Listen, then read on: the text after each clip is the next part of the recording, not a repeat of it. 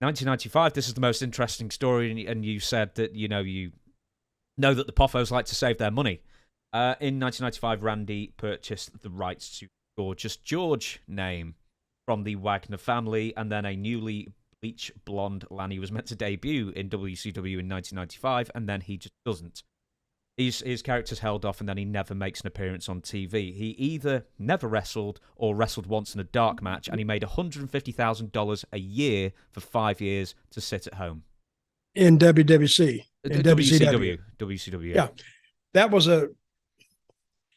a common known fact that Lanny signed a contract and never went. And I went, how in the... But, hey, it was their deal, so if Lanny can do that, more power to him. You know who else made money down there and never appeared for a long, long time? Tell me. Iron Sheik. They let his contract roll over and then didn't book him. And I know he stayed like a year or two, and whatever he was making, he never went. They just sent him a check every 2 weeks, and he would go, oh, Bubba, my check is coming. Let's go to the bank. And he never went out on the road. I'll tell you another, we need to talk about this. I went out on a trip one time, but these trips were like, I went 64 days one time in WCW and didn't go home.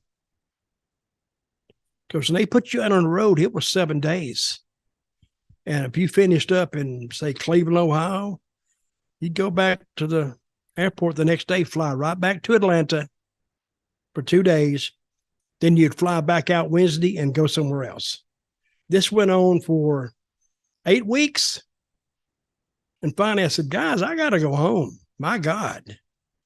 I was making a little money, but damn, that's wore me out. But I went on a trip with Psycho Sid and the Iron Sheik. It was like a 30-day deal. After the 30 days, I had to kind of get out of that. They were like, Sheik drove me nuts.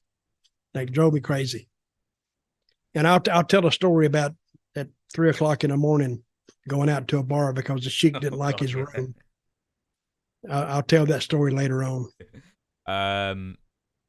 Just to add something to the Iron Sheik contract thing, what I believe happened was I'd have been, let's say, 89. I think George Scott was booking at the time, and he was stuck in the time warp of 20 years past.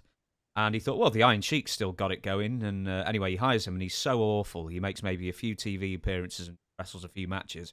And then they just keep him off TV.